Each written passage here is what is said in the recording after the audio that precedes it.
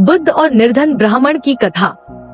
एक समय की बात है, भगवान बुद्ध अपने शिष्यों के साथ एक गांव में प्रवास कर रहे थे। गांव के लोग बड़े श्रद्धा से बुद्ध के प्रवचन सुनते थे और उनसे आशीर्वाद प्राप्त करते थे। उसी गांव में एक निर्धन ब्राह्मण रहता था। वह बहुत ही गरीब था और जीवन की कठिनाइयों से परेशान रहता था। ब्राह्मण ने सुना कि बुद्ध महान ज्ञानी है और उनकी शिक्षाएं लोगों का जीवन बदल देती हैं।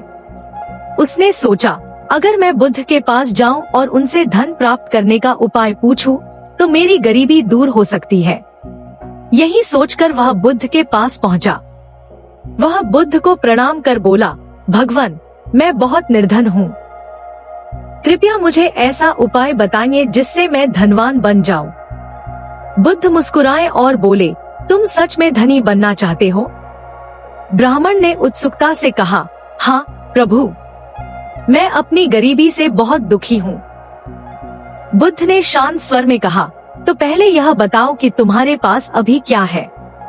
ब्राह्मण ने दुखी होकर कहा, मुझे क्या होगा प्रभु, मेरे पास कुछ भी नहीं है। बुद्ध ने मुस्कुराकर पूछा, क्या तुम्हारे पास आंखें हैं? ब्राह्मण चौंका और बोला, हाँ प्रभु, मेरी आंखें हैं। बुद्ध बोले, तो क्या तुम अपनी आंखें 1,00,000 स्वर्ण मुद्राओं में बेचना चाहोगे?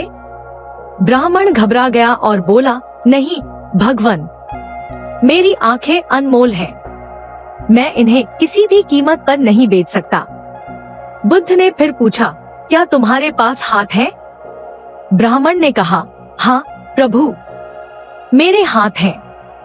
बुद्ध बोले, तो क्या तुम अपने हाथों को 2,00,000 स्वर्ण मुद्राओं में बेचना चाहोगे?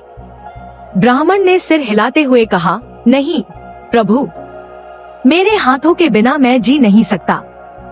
बुद्ध मुस्कुराए और बोले, तो फिर तुम गरीब कैसे हुए? तुम्हारे पास तो आंखें हैं, हाथ हैं, पैर हैं, बुद्धि है, यह सब अनमोल संपत्ति है। फिर भी तुम स्वयं को निर्धन मानते हो? ब्राह्मण हतप्रभ रह गया। उसने कभी इस दृष्टि से अपने जीवन को नहीं देखा था। बुद्ध ने समझाया, सच्ची संपत्ति बाहरी धन से नहीं, बल्कि संतोष, परिश्रम और ज्ञान से मिलती है। अगर तुम अपनी इस अनमोल संपत्ति का सही उपयोग करोगे, तो न केवल धनवान बनोगे, बल्कि अपने जीवन को भी सार्थक बना सकोगे। ब्राह्मण को अपनी भूल का एहसास हुआ। उसने नतमस्तक होकर बुद्ध को प्रणाम किया और संकल्प लिया कि वह अपनी क्षमताओं का सही उपयोग करेगा और मेहनत से अपना जीवन संवारने का प्रयास करेगा। इस प्रकार बुद्ध ने यह महत्वपूर्ण शिक्षा दी कि सच्ची संपत्ति हमारे भीतर होती है, हमारी क्षमताएं, हमारा परिश्रम और संतोष का भाव। जो व्यक्ति इन गुणों को पहचान लेता है, वह कभी भी स्वयं को निर्धन नहीं मानता।